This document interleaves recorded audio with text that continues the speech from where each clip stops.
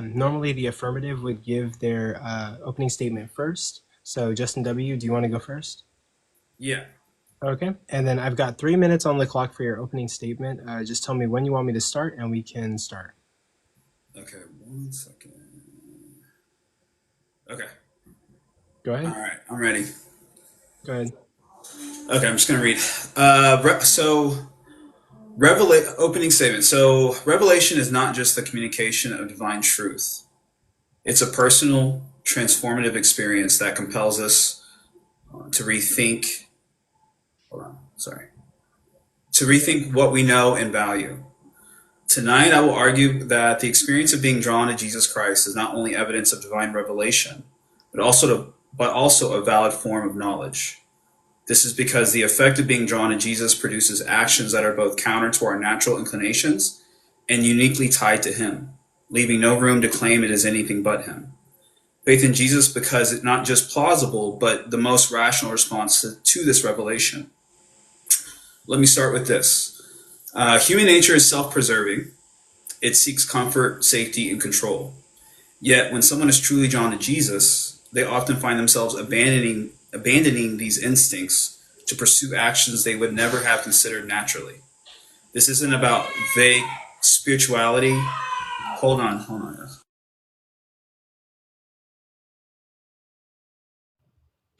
Okay, I'm pausing the time. Sorry, Mike. I got toddlers destroying the house right now. Sorry about I'm there with you, bro. It's all good. that. Okay, so Beginning the time. Yeah, thank you. Where was I do not remember. Let's see. Relation is like, that's something you get a personal experience Yeah, with. let's That's start kind of there. where you're at. Okay, yeah, Okay, so, yeah, this isn't about vague spirituality or general morality. This is specific. Loving enemies, forgiving those who hurt us, giving away what we hold dear, even sacrificing our own ambitions and security. These actions don't arise from human instinct or reason. They arise because of the draw toward Jesus himself. And here's the critical point. These actions are not generic, nor are they arbitrary. They are directly tied to Jesus. The transformative commitments people make are not just random acts of goodness. They happen because of a recognition of Jesus as worthy of this level of devotion. The effect is counterintuitive, and the source is undeniable. In other words, the draw towards Jesus, especially when it leads to counter what would naturally occur to us, is evidence that Jesus is who he claims to be. It is this connection that changes everything. The draw towards Jesus transforms not just our actions, but the very framework through which we understand logic and worth. When you see Jesus as God, faith in him becomes the only rational response. The things that once seemed rational, like trusting him completely or giving up what we hold most dear, becomes the clearest, most logical choices because they align with the truth revealed in Jesus. And that brings me to the final point. The experience of being drawn to Jesus is not just compelling, it is knowledge. Revelation is knowledge because it aligns with reality. The actions and transformations that occur in light of Jesus are not just emotional or psychological. They reveal something objective and true. This experience is denied in the very framework. Okay, your time is up. Okay. And moderator Matt, your 3 minutes. Your 3 minutes will start whenever you're ready. All right, mine isn't going to be as cleanly written. I appreciate how nice and fluid that was, but I'm going to just note a few things that we need to address and prove specifically, right? So what it is to know something is kind of debatable, but I think when you're talking about how do you get to a basis of knowledge, right? When you receive information outside of yourself, right? You can receive visual, audio, feelings, all those different things. Those are your senses. Now, what's being prescribed here now, if that's the correct word to use, is revelatory information coming from God that is still going to be received from outside yourself. You didn't create that information in your mind. You received it from outside yourself. So when it comes to solipsism and how do we verify something to be true, some people would even gather to say that you're not experiencing something real and that you're a brain in a vat, or that your senses are lying to you. Somebody's feeding those to you and they're fake, right? You have no way of confirming that or denying it, really. But when it comes to that, there's no real way to say if your senses are real or not. Now, one way that we do that is we make the assumption that, hey, look, we consistently live within this world. Every day you wake up and you experience these, and so we all assume our senses are real. how we confirm something to be true is that we relationally take a sense that we see a tree being there consistently, and we use that consistency to say it's objective. Unlike your dreams, you have a dream and it's not objective because you have it one time and it's not consistent. Also, other points of view, other people will confirm, hey, I also see that tree. That's the same reason why if you're at a party and there's a person in the corner of the room and everybody says, no, there's not, you might be the crazy person. So when it comes to revelation by God, something that's received only by you, is an experience that you have. You can't really confirm whether that is true or not, but it can be inconsistent. It can provide other markers that say it's subjective and not objective. And when it comes to confirming it's external information received by you to confirm that is true, what you get to compare it to is just other external information provided to you. If you were compare it to other revelatory information, that's self-confirmation bias. But if you compare it to external information and others that receive this information, you can find the conflicts, and that bears credence to it being subjective and not objective.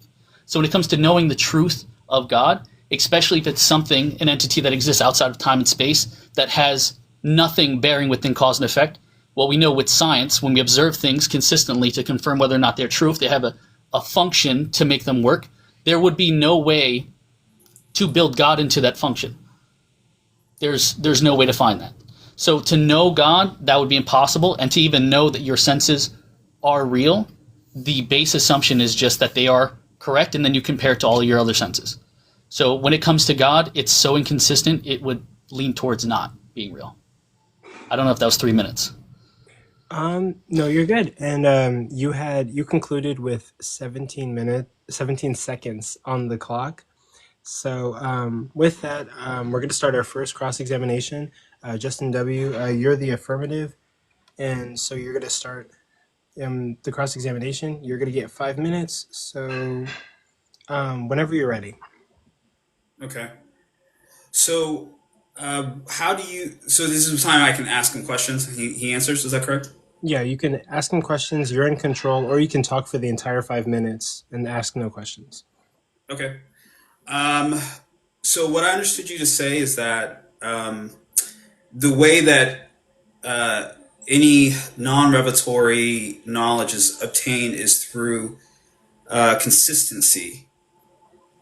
And what is your argument that consistency in a revelatory is not valid? As if the information you're receiving from revelatory from God, right? You're getting one thing and another person is getting another thing that don't match up.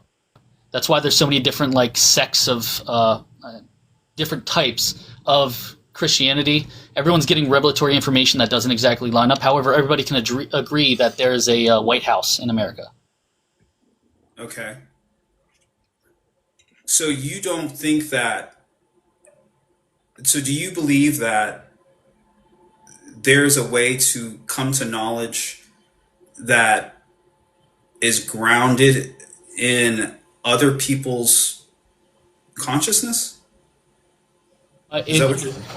Well, partially. It'd be two things, right? If it's just you, then the only thing you have to rely on is consistency of your sense data. I keep seeing that tree, I keep hearing a bird, all the different stuff. But if you have other points of views, other people who have sense data that they can relate to you, now you can test it off of their information. Okay. So does things like... so if that's the case, then where do you get the... So it's essentially just cashed out to the consistency, is what you're saying? Yeah, I would say it's consistency. Yeah, that's got to lean towards it. Because if all your sense data, right, if I'm seeing the front yard and a tree there, but now I'm seeing a car and a fire and it keeps flipping, that inconsistency would lean towards it being subjective, right? That's the best way I can describe that. Consistency leads towards objectivity. Okay. And so, okay. So where you're trying to... So how is that not, I guess, the fallacy of... I don't know why I'm blanking. But the fallacy where you're applying it partially. You're applying it differently to your non-revelatory worldview, and then if my worldview has consistency, how do you know that it's different? Is it just because, and again, your okay, so your invalidation of consistency is that multiple people espouse different revelations. So then, would that same logic not apply for someone that has a different phenomenal experience of an event than you do? Does that invalidate your experience of an event? It could. It depends on how many references you have. So if you're at a, let's say, a rave or something like that, and you don't take anything illegal, right? If you're both at a rave and you experience something happening on stage and your friend doesn't, you can argue over that, but you can also reference a third party to say, hey, did you see that too? And then you can get a third point of information to confirm that. And that could be vice versa. I don't see something, but my friend does. And I say, hey, I didn't see it. I was watching the thing the whole time, but we have another point of view, another angle at it, or understanding of what somebody's, like, let's say he's got, look, did you see his car keys drop out? You may have been looking at his face. The other person may have been looking at his pocket, right? So it's different, paying attention to a different thing, but you can reference other points to say, hey, look, guy 3, guy 4, did you also see that? And that would be the same thing with any revelatory information. So if you have a revelation from God that's going to rain tomorrow, but your friend says it's not going to rain. I'm going to cut you off because I have limited time. Go ahead. So two people are in a gas station. They get robbed. The one person's a girl, one person's a boy. A man robs. The robber essays the woman brutally and takes the popcorn out of the man's hand. And both, when the police come, the police ask them for their experience, and the man who had the popcorn stolen says that my experience was just as traumatic as hers. Do you have a framework to distinguish whose experience was objectively true or worse? All right, you can answer that last question, and then we'll move on to your cross-examination. So when you only have 2 points of view on a situation, then you can lean towards probabilities, and that's, again, based on like a wider population of experiences of things happening. So like a scientist would find that, water always runs downhill. You got two people experiencing, one's water's running up, one's saying water's running down. You'd probably lean towards water just running downhill. And in the same instance here, if you got two people, someone who's more physically fit and able to attack a woman, and they're in an altercation, you would lean towards, hey, that person has the dominance, he's probably the attacker. It goes back to probability at that point. Okay, and with that, we're going to go to Moderator Matt's cross-examination. You have 5 minutes. I'll start whenever you say the first word. The first word. All right. So my only question would be, like, when I'm debating a lot of these people on here, sometimes it gets into, revelation. Sometimes it gets into how do you know the opposite isn't true? But just asking you personally, without getting too personal, how would you say that you know for a fact that God is speaking to you, or that you receive revelation and it is not just something that you feel or hear inside your head? It's all indexed to, do I believe Jesus is glorious? And sorry, I was going to say, so you start with a base premise and then I would say confirmation bias towards whatever you're experiencing. Well, I would say that it would only be confirmation bias if it was infalsifiable. Otherwise, if there is a test in a way that I can know whether or not I am just being biased, or if this is happening to me objectively, then that test, if it is appropriate, should elucidate the whether or not this is something I believe or something I'm just telling myself I believe. Got you. So what would be the test to falsify the experiences that you're saying are revelatory? It's the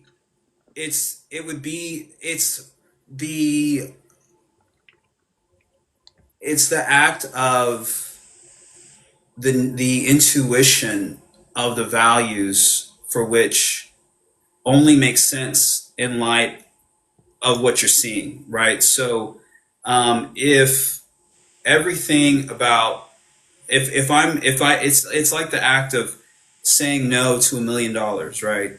If you're going to say no to something that's valuable, then the reasoning for saying no to something that is objectively valuable, like $1 million. Saying, but let me just pause you there. So if you're saying that believing something is valuable to whatever goals you have in life, then you just believe it. But we can all believe that we are going to get an afterlife and whatnot, and it makes us happier, and so we live better. Let's say not everybody does that. Some people like push for violence so that some prophecy comes true so they can reach the pearly gates, but the thing that they push for could be bad for everyone else. But what I'm saying here is that you could find it to be beneficial to you, and just because you find benefit in another area of your life, you will accept something that you can't confirm is true or not is true just for your own benefit. Which, fine, if you want to do that, but that doesn't lean towards knowledge or truth. So you're saying just because you find benefit in it doesn't mean it's true? Right. Like a billionaire saying, hey, look, everyone doesn't hate me. I mean, that may benefit them to feel better, but or to keep making heavy profits, but doesn't make it true. Right. It would be like when you say that you believe this. Oh, go ahead. It's the negation of wanting the thing that you should want. It's in the fact that your intuition is illogical in human terms, right? As in believing that some people will go to hell, even potentially a loved one, right? Where Jesus says, if you do not hate your father and mother, you're not worthy of following me. Then the nature of which that dichotomy he's setting up is, if you don't naturally see me as being this valuable, that even the most precious relationships to you are garbage compared to your relationship with me, then you're not worthy. And if that doesn't make sense to you, then that's actually logical on human terms. To hate your mother, to love your mother is natural. To hate your mother is unnatural. So if you do things and believe things that are unnatural to the human mind, then that is evidence that there is actual change that has affected you. You're saying like revelatory information or experience of God, whatever, would change you in a way that you're better, and that's evidence for it. Well, I'd have to point out that everything is selfish. You loving your mother is a result of, your experience with her and being good to you. And when you're bad to her, she is bad to you, right? We experienced that all growing up. So that's selfish right there. Doing things for your family, I mean, that is a feeling that you get that is positive, right? So we all do those good things for our family to feel good. In the same way, feeling like good about your religion or your place in God's kingdom, it's all self-serving in that point. So the last statement I'll just make on that is just that there is no way to prove that, but the act of proving it is not only confirmation bias, but also just a self-serving thing for you to feel better. Okay, and then Justin W., we're going into our second round of cross-examination. So you will get a second 5 minutes to cross-examine Moderator Matt, and it starts whenever you're ready.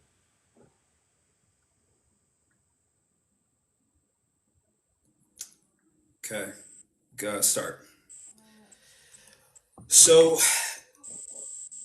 I just want to clarify one point, and I'm going to ask you a question. It's not that your desire to love your family is what Jesus is calling you to. It's the fact that Jesus is calling you to hate your family. And if that's illogical to you, then the difference between you and me is revelation. And I think that there would have to be a difference in certain things that are just consistently true for human intuition. If you have a positive relationship with your family and you would choose to be separate or to separate yourself from them if it meant you got to be closer to Jesus, and that is a good thing in your valuation of things, then that would be evidence of this is at least true to you. Now, if your pursuit is morality, if your pursuit is other things like, being a good person or being or so whatever form of value theory or whatever it is, and you're pursuing those things in light of spirituality or God, you can have a quote unquote external change, but it's when it's done in the light of getting Jesus, and if that's the evaluation, the framework, then you're not doing things for what your outwardly appearances. You're doing things for, it's like an addiction. And in those terms, to say that you're not addicted, to say that you're addicted, but the thing which you're addicted to doesn't exist. My question to you would be, how would you make that argument to me that the thing to which I'm addicted to, like, how would you objectively demonstrate that I am addicted to something that doesn't exist? Would you say that this is the question to answer yours? I'm not trying to avoid it, but would you say that going to heaven is better than loving your family? Going to heaven? No. Going to heaven is not better than loving your family. Oh, interesting. Then that's interesting. Then, so you would be saying that going to heaven, going to hell is better for you than going to heaven. Yeah, if I could save my family by going to hell, I would save my family and go to hell. Okay, because like the point being is most things are selfishly held, and so the kind acts that you do to people, you will get that gratification back to you in the form of dopamine in the brain and whatnot. You feel better about yourself, and then you chase that addiction. To prove that you are not addicted to some kind of dopamine would take a bit more of like a CAT scan and, like, I guess, measuring of your dopamine levels as you go. But in terms of general populace and how we understand, like, motivation to do things, almost everything is tied to some kind of a benefit. And I would even say most Christians would say going to heaven and being with God is the best thing that could ever happen to them. This first time I've heard hell being better than going to heaven. But when it comes to, like, hating your family or doing something that seems to, like, go against your better interest, it's always in the pursuit and written in the doctrine as a way to get a reward out of it, which would be the heaven part. So that would be my response, is that everything comes with some kind of reward, and no one does something that is just negative unless it is even the act of taking relieve pain. That is a method to help in another way. Right, that's exactly right. So that's what I'm saying, is that it's indexed to getting more of Jesus now. I'm addicted now. The kingdom of heaven is inside of me now. You just said you're addicted. Yeah. Right. So it's not about some future reward. It's about immediate gratification of my experience of Jesus that keeps me satisfied. I am not longing for satisfaction in some future date. I'm satisfied today. And if I get more of that by doing X, I do X. If I get less of that by doing Y, I don't do Y. So that's the concept here. Okay, let me ask you another question. Do you believe that there is a stronger case to be made through? Oh shit! Was that the time? Yeah, you can finish that last question, and then Moderator Matt will answer.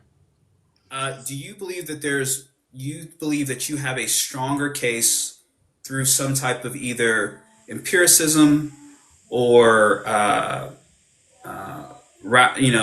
some type of rationalist perspective is more reliable than revelatory epistemology? I'm curious how you would defend, if you would make that claim in the affirmative, and how you would defend it if you agree. I would say, try to make it brief. I'll make it really short. Yeah, I would rely on things that have more points of verification and more consistency, which you'd have every known physicist and scientist that are doing observations in real time in real life, versus like a select few that are the providers of the doctrine. Okay. And Moderator Matt, you will be doing your last 5-minute cross-examination, and this will conclude the second round of cross-examinations before we move on to closers. So whenever you're ready. So actually, it's funny. We hit like almost every point that I wrote on here, so appreciate that, Justin. One thing that I have on here that we didn't do yet is that knowing God, right? Getting to the point where you would know God. Can you know God? Well, there's the problem that if God exists outside of time and space, right, and he is the original cause, even if we had effects that don't have a cause that we could see, we would say that we don't know what is causing it, but we can't specifically attribute it to God because we don't know that it's God. Do you think, Justin, that we could know that a effect was specifically from God, and how would you determine that? I wouldn't. I would again. It's Jesus that gives me access to ultimate reality. I don't believe that you can get to ultimate reality through some kind of logical evaluation of the state of affairs inside of the universe. He's a transcendental being. I don't think you can ever make the leap, and I think that any evidentiary apologetic is just begging the question. So I actually would not even defend the concept that logic gets you to God. In fact, that actually is the opposite of what I'm saying today. Is that the only thing that grounds anything about ultimate reality is your connection to Jesus. If you were to effectively remove Jesus from my belief system in this argument, and at the end of this debate, I would no longer hold to anything around universal truths. It's only through Jesus that I even hold the position. So Saying that because senses are subjective, or that's my access to ultimate truth. And how do you now? And I'm my bad. I'm just like taking a little bit of time back here. But I argue that you couldn't have access to absolute truth if you truly only have subjective senses, which are received, and then interpreted in the brain. I could ask this question to every single person on this app, and in reality, how do you confirm external information is true? And that would be, I say it that way because it's your senses, but it's also any revelatory information that's coming from God. Because clearly you wouldn't have made that up in your brain. So if you've received it from external, the only way to confirm that it is true is by using other external information to then confirm it. However, that would just require, like I said, objectivity of multiple sources of people who confirm the exact same thing. But here'd be my question, right? The problem is, throughout history, we have used God as a gap filler for everything that we needed to understand that we just couldn't at the time. Thor, all the different stuff, lightning. So at the end of the day, we have an equal position, let's say, Justin, I'll level with you. Does he exist? Does he not exist? To know that truth, we both have subjective senses that we cannot confirm 100%. However, when we do get to a point where we have figured out how, the only thing that God really feels right now is the first cause. We really don't know that. But if we ever get to a point where we understand how the universe works and the material that it's made out of, and if we can figure out how it could start itself, what purpose would God serve then in explaining things? Where would God be required?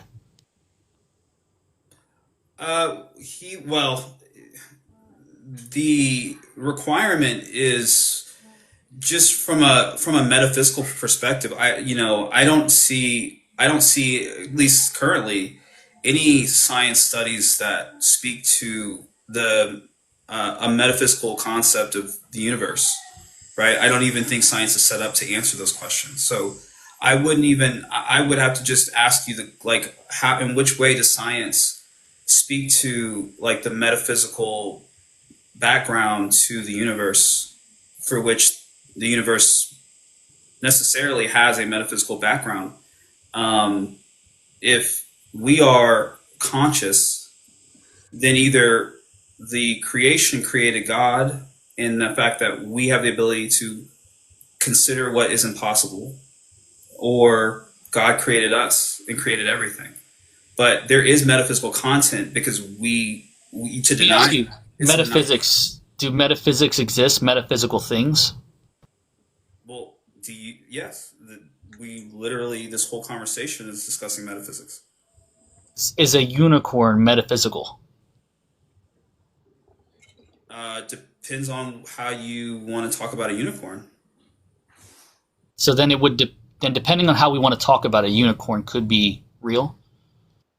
Yeah, I mean, if it exists in some book, yeah, I mean, we could have some kind of conversation about the metaphysics of unicorns, but in context to some book. But if it's just like some concept we're sharing, then yeah, no, it doesn't have any metaphysical Finish up your answer, and then we'll go from there.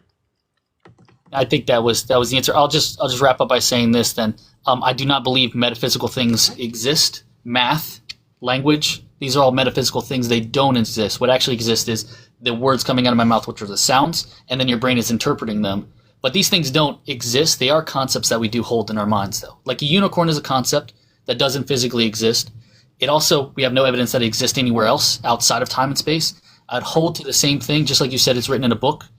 God is written in a book, but it doesn't mean that it is actual. Okay.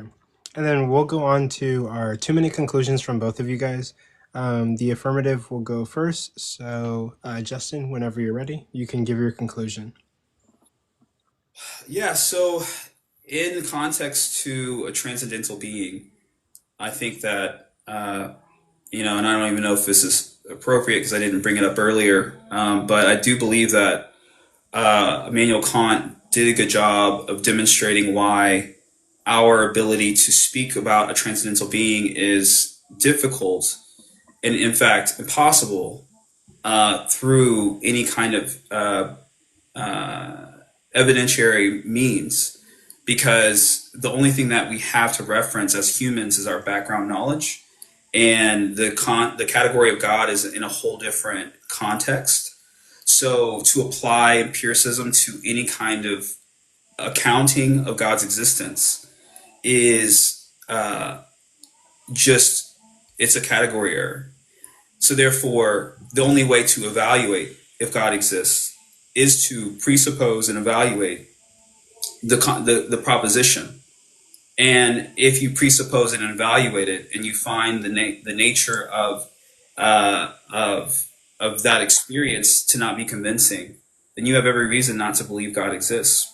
But if your experience is the opposite, then there's nothing that empiricism or any kind of externalist epistemology is going to be able to even address whether or not God exists. So it's just the whole thing is basically begging the question. The whole position Matt's presented today is just begging the question, because his premise is that he presupposes God doesn't exist, and he confirms it through something that is not set up to evaluate whether God exists. And if that concludes your opening statement, you had 8 seconds left on the clock.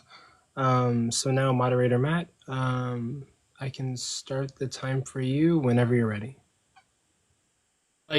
Based on what you just said, right, we are not equipped to evaluate whether or not God exists. I mean, I would also argue, as I mentioned earlier, we aren't equipped to 100% prove that our sense data is accurate or true, right? We could be brains and have had all the different stuff. I'm not pushing that, right? But what I am saying is that how we get to truth on anything, at least the approximate truth, is by multiple points of view, multiple experiences yielding consistency. And there is no consistency in like observations of God, and that part doesn't help you, right? But what it does come down to is that there is a consistent use of God to fill gaps. And as we go on with science, which is a process of determining truth through consistency, we're consistently finding that there is no God in all of the causes that we find. So it is good if you use God to justify some kind of behavior that betters you. But again, that is something that benefits you by giving you some positive reinforcement. As you mentioned earlier, you are addicted to that feeling of the righteousness. And that is fine for anyone who is religious, totally fine for you to be that way.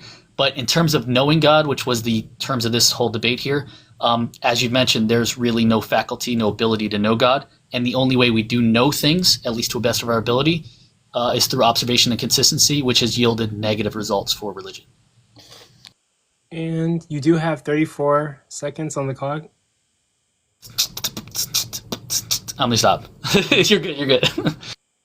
But cool. Thank you both for your candor. Thank you for the debate. And that concludes our first debate. So anyone in the audience, if anyone wants to give any like last gifts or like a round of applause. I got a few seconds. I'm going to retain like 10 seconds here. Look, we're at 14,000 before the next debate starts. Can we get to 20, guys?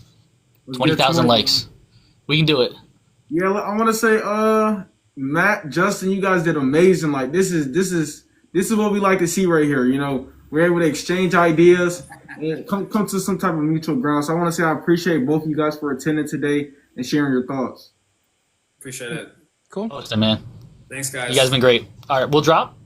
Yeah, you guys can drop. And the next debate that we're waiting for is going to be Hatim versus Cage on is determinism true?